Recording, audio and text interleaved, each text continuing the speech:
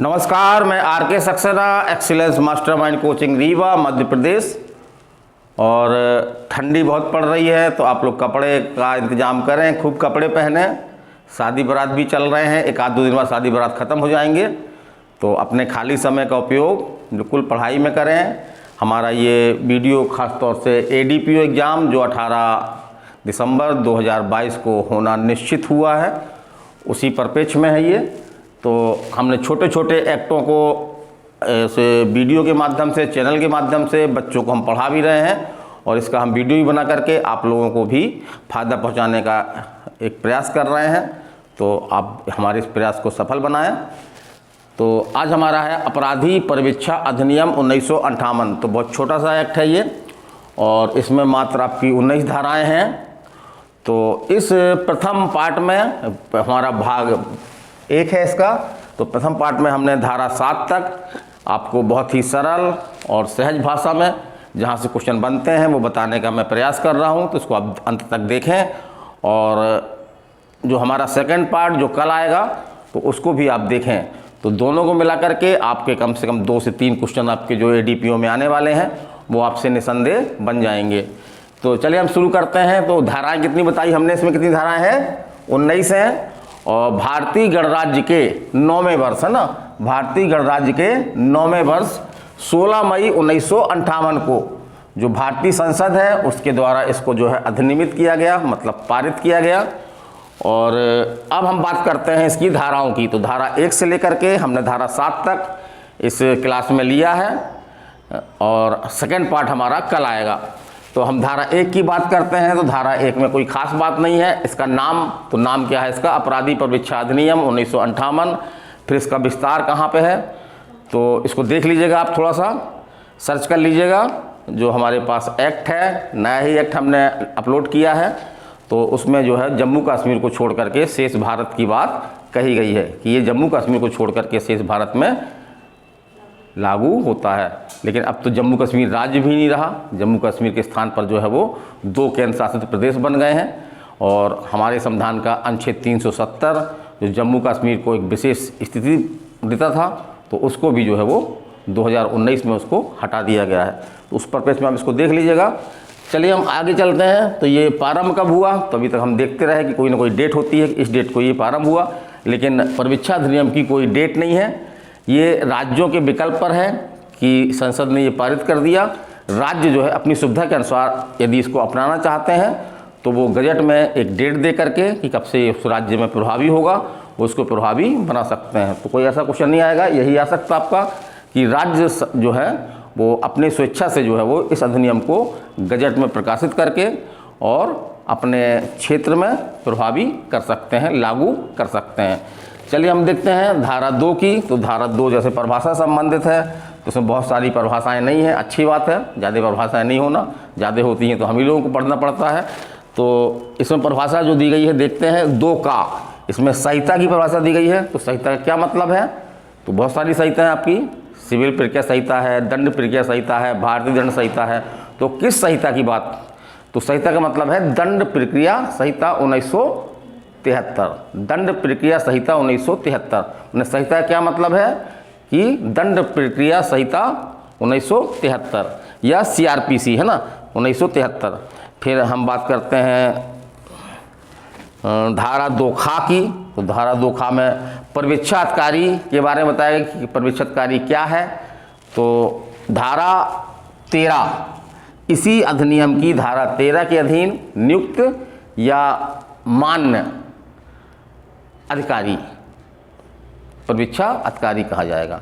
तो किस धारा के अधीन, ये याद रखिएगा, धारा 13 के अधीन नियुक्त है ना, धारा 13 के अधीन नियुक्त अधिकारी जो है वो परिवीक्षा अधिकारी कहा जाएगा। फिर तीसरी आपकी परिभाषा गा में कोई परिभाषा नहीं थी स्पष्ट, हमने उसको नहीं लिखा है। अब चलते हैं 2 घा में।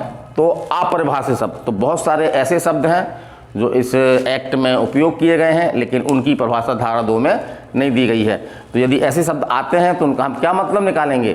तो इसमें कहा गया है कि हम उसका वही मतलब निकालेंगे जो CRPC में निकलता है, जो CRPC में उसका मतलब निकलता है वही मतलब जो है हम निकालेंगे। चलिए आगे देखते हैं। अब हम बात करते हैं धारा 3 की। तो धारा 3 और धारा 4 ये आपकी बहुत ही इंपॉर्टेंट धाराएं हैं, क्योंकि ये पूरा अधिनियम का सार है। अधिनियम जो है वो, इसका उद्देश्य, अधिनियम का उद्देश्य यही है कि परिवीक्षा पर छोड़ने या भर्त्सना, माने कि किसी व्यक्ति ने अगर अपराध किया है और बहुत अपराधी टाइप का व्यक्ति नहीं है वो, उसने कोई पूर्व दो सिद्धि नहीं है उसके खिलाफ, उसका आचरण अच्छा है, अपराध की प्रकृति मामूली है, तो ऐसे व्यक्तियों को जो है वो परिवीक्षा में छोड़े जाने का या भर्त्सना में छोड़े जाने का उद्देश्य, यही उद्देश्य इस अधिनियम का है आपका। चलिए हम चलते हैं धारा 3। तो धारा 3 बोलती है कतिपय अपराधी, माने कुछ अपराधियों को भर्त्सना के पश्चात छोड़ देने की शक्ति।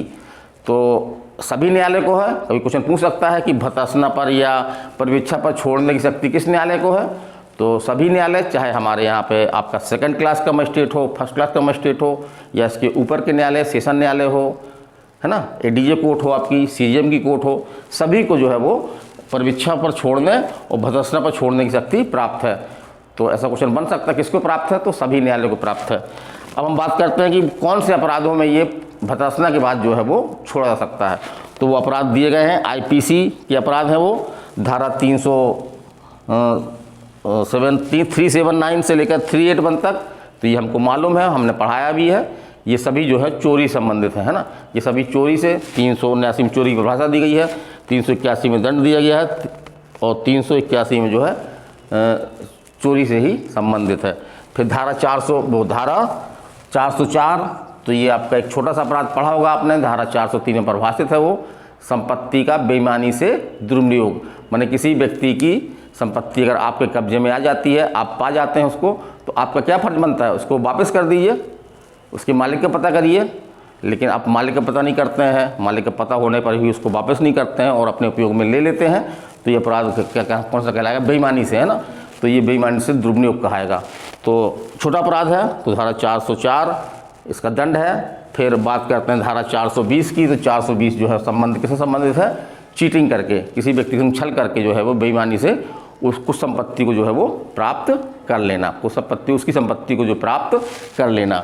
और ऐसे सभी अपराध, चाहे वो आईपीसी में दंडनीय हो या किसी अन्य विधि में दंडनीय हो, यदि 2 वर्ष के कारावास से अधिक का उसमें दंड का प्रावधान नहीं है, और ऐसे अपराधों के लिए यदि न्यायालय दोष सिद्धि करता है, तो यदि न्यायालय उचित समझता है, विवेक है न्यायालय का यहाँ पे, कि न्यायालय जो है वो कुछ चीज़ें देखता है, जैसे कि अपराध की प्रकृति है, आपका मामले की परिस्थितियाँ हैं, और अपराधी का चरित्र है, और अपराधी को पहले किसी अन्य अपराध में दोष सिद्धि नहीं की गई है, तो ऐसे व्यक्तियों को अगर दोष सिद्धि कर दी जाएगी तो इसका जो है वो हमारे समाज पर बुरा प्रभाव पड़ेगा। तो इस तरह के बुरे प्रभाव को रोकने के लिए न्यायालय क्या करता है? उसकी भर्त्सना करता है। भर्त्सना मतलब होता है उसकी आलोचना करता है ना, थोड़ा सा डांट डपट करता है प्यार मोहब्बत से, है ना। क्या बोलता है कि भाई देखो, इस बार छोड़ रहा हूँ, है ना, अगली बार किए तो नहीं छोड़ूंगा, ठीक है, ऐसा कोई अपराध नहीं करना। तो इस तरह से एक भर्त्सना, माने कि उसकी थोड़ा सा आलोचनात्मक कह करके उसको जो है वो छोड़ सकता है। तो यही आपकी धारा 3 में है। और इसमें हम और चीज़ देख लें, हाँ, इतना ही कंप्लीट है आपका ये। तो किन मामलों में? तो ये आपकी धारा 379 से 381, फिर 404 से फिर 420, या ऐसे अपराध जो 2 वर्ष तक के कारावास से दंडनीय है, चाहे जुर्माना के साथ हो चाहे जुर्माना के बिना हो। यदि किसी अभियुक्त को दोष सिद्ध किया जाता है ऐसे अपराधों के लिए, तो न्यायालय जो है वो क्या क्या देखेगा उसमें? मामले की परिस्थिति, अर्थात पूर्व दोष सिद्धि तो नहीं है कोई उसके खिलाफ, पूर्व दोष सिद्धि या अपराधी का आचरण पर विचार करते हुए उसको दंड देने के बजाय क्या करेगा? डांट डपट के थोड़ा सा आलोचना करके उसको जो है वो छोड़ देगा। तो यही धारा 3 का सार है। धारा 3 आपको दिमाग में रखना है कि धारा 3 में क्या है, ये भी बताना होगा आपको। अगला हम करते हैं धारा 4। तो धारा 4 में कतिपय अपराधियों को सदाचरण, सदाचरण मीन्स होता है आपका अच्छा आचरण, है ना। यदि अभियुक्त का अच्छा आचरण है तो उसको हम क्या बोलेंगे? सदाचरण। तो कतिपय अपराधियों को, माने कुछ अपराधियों को सदाचरण की परिवीक्षा पर छोड़ने की न्यायालय की शक्ति। तो ये शक्ति भी सभी न्यायालय को है, जैसा हमने पहले बताया। और वे अपराध, है ना, जो मृत्युदंड या आजीवन कारावास से दंडनीय नहीं है, माने मृत्युदंड या आजीवन कारावास से दंडनीय अपराधों में ये धारा 4 जो है वो प्रभावी नहीं होती, लागू नहीं होती है। कोई भिन्न अपराध हैं, जैसे कारावास से दंडनीय अपराध हैं या जुर्माने से दंडनीय अपराध हैं तो ऐसे अपराधों में यदि अभियुक्त को जो है वो दोषी सिद्ध किया गया है तो न्यायालय जो है वो धारा 3 में जो मामले की परिस्थितियों वाली बात हमने बताई कि मामले की परिस्थितियों को देखते हुए, पूर्व दोष सिद्धि देखते हुए, अपराधी का आचरण देखते हुए, इन तमाम बातों को देखते हुए यदि इसको ज़रूरत है तो परवेक्षाधिकारी से रिपोर्ट भी मंगा सकता है कि परवेक्षाधिकारी उसका अवलोकन करके उस स्थान पर जा करके और एक रिपोर्ट भेजे हमको, और उस रिपोर्ट पर विचार करने के बाद क्या कर सकता है, न्यायालय जो है उसको परवेक्षा पर छोड़ सकता है। और यहाँ पे हम एक चीज़ और बता दें कि परवेक्षा पर अगर किसी को छोड़ा जाता है तो न्यायालय उस पर कुछ शर्तें लगा सकता है या कुछ बंध पत्र भी उसको भरवा सकता है ना। और ऐसी शर्तें या बंध पत्र जो है वो कितनी अवधि से अधिक नहीं होगा, तो हमने बताया था कि 3 वर्ष है ना, 3 वर्ष तक परवेक्षा की जो शर्तें वो लागू होंगी, 3 वर्ष के बाद वो लागू नहीं होंगी। तो 3 वर्ष के लिए तुम कर सकता है या इससे कम कर सकता है, 2 वर्ष कर सकता है, 1 वर्ष कर सकता है, 6 माह कर सकता है, यहाँ न्यायालय का विवेक है। फिर हम आगे चलते हैं। यह भी आदेश दे सकता है कि अपराधी 1 वर्ष से अनधिक अवधि के लिए जो है वो पर्यवेक्षण अधिकारी की देखरेख में रहेगा, है ना। तो अगर किसी को पर्यवेक्षण पर छोड़ता है धारा 4 के अधीन तो न्यायालय अगर उचित समझता है तो यह आदेश भी कर सकता है कि ऐसा व्यक्ति पुनः अपराध ना करे, उसका आचरण खराब ना हो, है ना, आपराधिक गतिविधियों में फिर से न जुड़ जाइए। तो अधिकतम 1 वर्ष तक जो है वो ये आदेश कर सकता है कि ये पर्यवेक्षाधिकारी होते हैं उनके निर्देशन में ये रहेगा, है ना। वो उन पर निरंतर नज़र रखेंगे और यदि कोई गड़बड़ी करता है ये तो वो न्यायालय को क्या कर देंगे, रिपोर्ट कर देंगे, है ना। तो फिर पर्यवेक्षा वाला प्रावधान खत्म हो जाएगा, जो पर्यवेक्षा का लाभ दिया गया है उससे वो वंचित हो जाएगा। चलिए अगला हम देखते हैं धारा 5। तो छोड़े गए अपराधियों से प्रतिकर और खर्च देने की अपेक्षा करने की न्यायालय की शक्ति। तो ऐसे व्यक्ति जिनको धारा 3 या धारा 4 के अधीन क्या किया गया है, छोड़ा गया है, और यदि न्यायालय उचित समझता है तो इनसे प्रतिकर ले सकता है। प्रतिकर क्या हो सकता है, एक तो प्रतिकर हो सकता है आपका जो पीड़ित पक्षकार मान जो अपराध से पीड़ित है उसको जो हानि या नुकसान हुआ है वो राशि, और दूसरा जो कार्यवाही में, है ना, न्यायालय की जो कार्यवाही में जो खर्चे हुए हैं इनको जो है वो जमा करे न्यायालय में। और यदि वो जमा नहीं करता है तो इनको वसूली की प्रक्रिया क्या है, तो जैसा CRPC में बताया गया है कि जुर्माने की तरह जो है उसको वसूला जाएगा। तो न्यायालय धारा 3 और 4 के अधीन छोड़े गए व्यक्तियों से जो पक्षकार व्यथित पक्षकार को जो नुकसान हुआ है वो राशि और कार्यवाही के खर्चे ये अपेक्षा कर सकता है कि वो न्यायालय में जमा करे। और इसको जो है वो अगर वो जमा नहीं करता है तो उसको किस तरह वसूल किया जाएगा, जिस तरह से जुर्माना वसूल किया जाता है हमारी CRPC में। चलिए आगे हम देखते हैं धारा 6 की बात करते हैं। तो धारा 6 में आयु जो है वो 21 वर्ष से कम है। इसको आप ध्यान रखिएगा कि किन पर लागू होती है, तो ऐसे अपराधियों पर लागू होती है जिनको सज़ा दी गई है और उनकी आयु जो है वो कितनी है, 21 वर्ष से कम है। तो यहाँ पे थोड़ा सा अपराधियों के संग नरम व्यवहार किया गया है ताकि ऐसे व्यक्ति जो है वो गंभीर अपराधी ना बन जाएं। यदि उनका पहला अपराध है, उनका आचरण ठीक ठाक है, अपराध का नेचर ठीक है, मामले की परिस्थितियाँ अनुमति देती हैं, तो उसको जो है वो छोड़ा जाए। तो यहाँ पे देखें हम क्या है कि आजीवन कारावास को छोड़कर, माने ये धारा 6 जो है वो आजीवन कारावास के मामले में लागू नहीं होती। माने आजीवन कारावास को छोड़कर अन्य मामलों में, जैसे कारावास हो सकता है, जुर्माना हो सकता है, तो अन्य मामलों में अगर न्यायालय दोषी पाता है किसी व्यक्ति को, अपराधी को, और उसकी आयु कितनी है, 21 वर्ष से कम है, तो उसको दंड देने के बजाय, है ना, दंड देने के बजाय क्या कर सकता है, धारा 3 धारा 4 ये हमने पढ़ी है पहले, धारा 3 धारा 4, तो धारा 3 और धारा 4 के अधीन जो है उसको छोड़ सकता है। और यदि न्यायालय ऐसे मामलों में नहीं छोड़ता है तो इसमें धारा में कहा गया है स्पष्ट रूप से कि न्यायालय इसके कारण लिखेगा, न्यायालय इसके कारण लिखेगा कि क्यों वो नहीं छोड़ रहा है ना। मामले की परिस्थितियाँ इस तरह की हैं, 21 वर्ष से कम व्यक्ति दोषी है इसमें, तो इस तरह से क्यों नहीं छोड़ सकता वो, है ना, तो न्यायालय अपने उसके कारण दे।